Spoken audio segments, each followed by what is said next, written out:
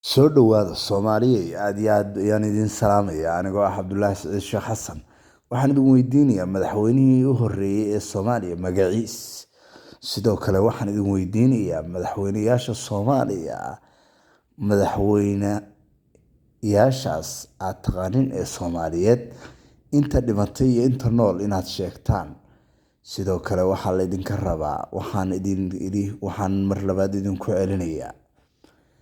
Waxaan idin iri madaxweynayaasha Soomaaliya madaxweynihii u horreeyay sheeg. Waxa labaad ee aad sheegaysaa madaxweynayaasha Soomaaliya inta madaxweyne dhimatay. Waxaad sheegaysaa madaxweynihii u horreeyay Soomaaliya. Waxaad sheegaysaa madaxweynayaasha Soomaaliya inta madaxweyne dhimatay. Sidoo kale waxaad sheegaysaa madaxweynayaashii Soomaaliya magacyadoodii ilaa madaxweynaha ugu dambeeyay ilaa madaxweynihii ugu horreeyay.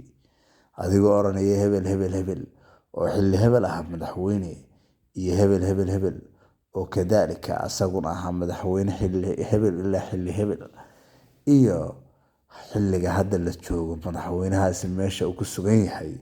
Sidoo kale waxaad gadaal ka raacinaysaa warbixinteenna madaxweynayaasha Soomaaliya fikradihii ay kala aaminsanaayeen inta aragtidaada adiga ay kaagala muuqato. Sidoo kale waxaad ku dari doontaa adigu waxaad hadda dareemaysid iyo Soomaaliya inta sano ay dowladda Soomaaliya sano jirto.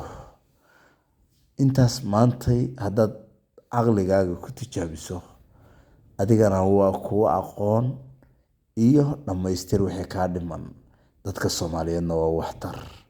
Marka sheeg madaxweynaha ugu horreeyay iyo madaxweynaha ugu dambeeyay ilaa iyo inta dhimatay inta nool. Waa mahadsantihiin asxaabtayda. Halkan waa Hegan Official. Soo dhawaada mar walba.